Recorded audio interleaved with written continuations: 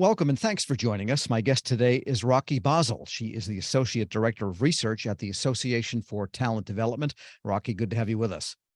Thanks for having me today.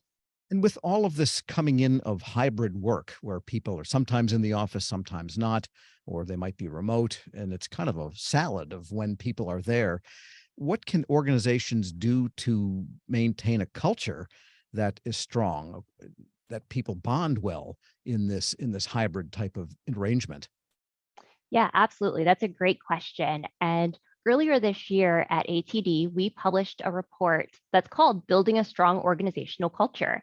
And we found that 69% of our respondents who were talent development professionals said that that are working a hybrid or remote schedule. They rated their workplace culture as good or excellent. Now, in comparison, when we looked at everybody, if they were working hybrid, remote, or in person, that was at 62%. So our hybrid and remote scheduled people rated their culture a little higher. And it's interesting because I know when I started off as a professional, I thought that a good workplace culture meant that we had a ping pong table and we had snacks, and that's what made a good workplace culture. I quickly found that that's not what made a good workplace culture.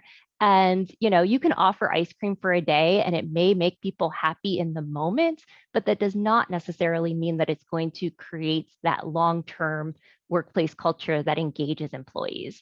And so there's three things that I would recommend that employees do to maintain that strong workplace culture. And the first would be to focus on the well-being of employees. And that could be looking at your benefits that you offer. That could be thinking about things like the flexibility that people have in their workplace, in their schedule. And so we found that nearly 3/4 of hybrid and remote talent development professionals said that their workplace does place a strong emphasis on their employees' well-being. The second thing that I would recommend that organizations do is measure and communicate the importance of workplace culture. So many times I hear stories about people that are asked to take a survey about the workplace culture, and they take that survey, they rate their culture, they talk about the good things, they talk about the areas of improvement, and then they never hear the results. And nobody ever does anything with that survey. And what we found was that 60% of hybrid and remote talent development professionals said that their senior leaders and executives do communicate about the importance of workplace culture. So they're measuring and they're communicating that importance and they're talking about it and they're making plans to make improvements. Finally, the last thing that I would recommend is that talent development professionals think about the positive impact that they can have through training and onboarding. And organizations really need to think about upskilling and reskilling their employees. And we found that 83% of talent development professionals said that training can have a positive impact on organizational culture. And this was actually one of the top ways that we found that talent development professionals think that they can really impact their culture. Also, onboarding. So, starting off on the right foot, when you have that new employee that's just starting, talking about the workplace culture and really just starting with a strong onboarding program, we have found can really help improve an organization's workplace culture. Okay, so some pretty concrete steps there. Then the issue is doing those things and not really whether it's hybrid or everybody in the office or everybody remote then. Yes. Yep. All right. And talking about the training aspect of this with people remote or with people in a hybrid work environment or teleworking quite a bit, what about the adaption of training and learning technologies? How do those have to change to effectuate some of these good cultural outcomes? Yeah, absolutely. And through the pandemic, people were in the office prior to the pandemic. And then once that pandemic hit, people went remote. And that meant that also training had to go remote. And so there was a shift in what had to happen. And earlier this year, we published a report on learning technologies. And we found that 87% of organizations are currently using virtual instructor led training. So they're using things like Zoom or Teams, where you have your learners that are in one place and you have your instructor that's in another place, but they're all meeting online. And we found that almost everybody that's using this method says it's effective at meeting their learning goals. So it's an easy way to implement training, and it's also easy for the end user to use. So it's easy for those learners to jump online and have these virtual conversations. Another way that we found that organizations are using technology to help train is by using self-paced asynchronous e-learning. So this is where your learner can go online when they have a few moments and they can do training during times that work for them and they're not meeting with somebody else online. And 87% of organizations said that they're doing this. And again, they're saying that it's effective at meeting their learning goals. It's also easy to use and it's easy to implement. And one of the things that we typically do in our studies is we look at our high performing organizations versus our average performing organizations. And what we found is that high performing organizations tend to be using asynchronous e-learning. So this is a good way for agencies and organizations to implement a way that their employees can get additional knowledge. Strategies that agencies can use. And you also have research talking about the fact that 4 and 5 talent development people are saying there are skill gaps so that this type of training is really needed, whatever form it takes. Yes, absolutely. And what we found was that we did this study on bridging the skills gap back in 2022, and we found that 65% of organizations say that they're seeing skills gaps in critical thinking and problem solving with their employees. They're also seeing gaps in communication and interpersonal skills.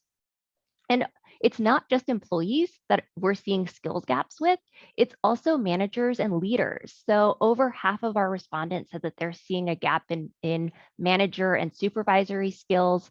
A little less than half said that they're seeing leadership and executive level skill gaps.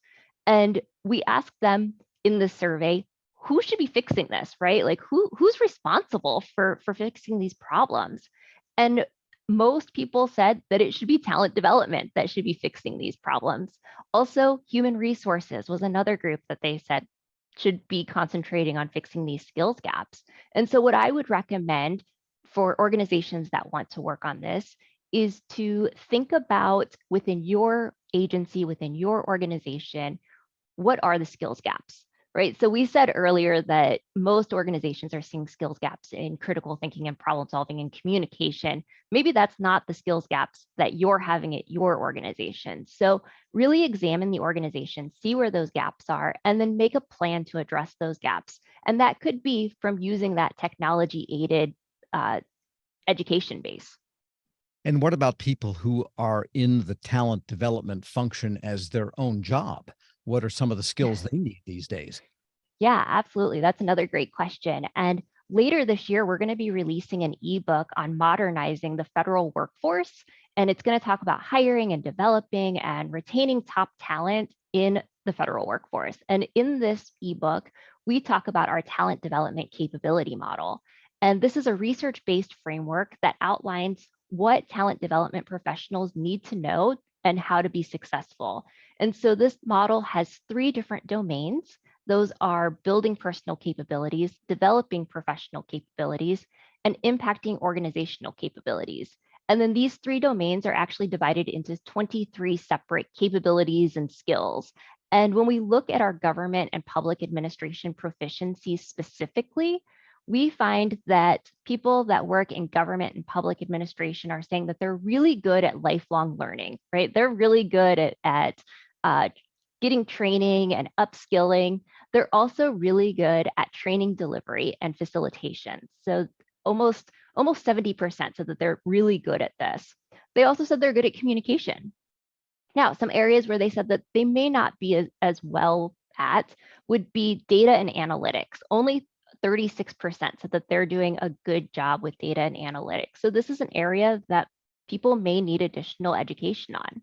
Also, technology application was another area that they rated themselves a little bit lower on. And if you think about it, with technology, it's changing every day, right? We have AI, we have all these new technologies. So it's really hard to keep on top of all of these new things that are coming out.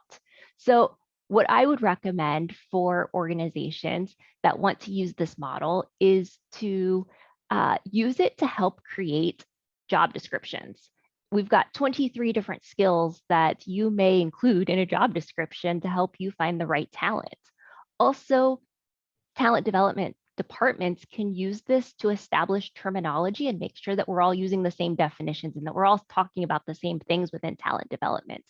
And then finally, this model can help identify skills and knowledge gaps for people that are in talent development as well. All right. And very quickly, where can federal agency managers involved with talent development go for more information? Yeah, so if you go to our website at td.org, you'll find books that we have that we can suggest. We have articles and blogs that are coming out every single week. We have webinars that are available for members and non-members to attend. We also have a lot of education courses and certificates on things like learning technology and performance improvement and leadership development. And then also for specifically government employees, we have td.org/workforce. And this website is going to give you information that's specific for people that are within the government sector. And we can provide team training that's tailored to your team's needs. All right, lots of things to bookmark here. Rocky Basel is the Associate Director of Research at the Association for Talent Development. Thanks so much for being with us. Thank you for having me. And I'm Tom Temin. You're listening to Federal News Network. Let's go back to the studio now for more on Workplace Reimagined.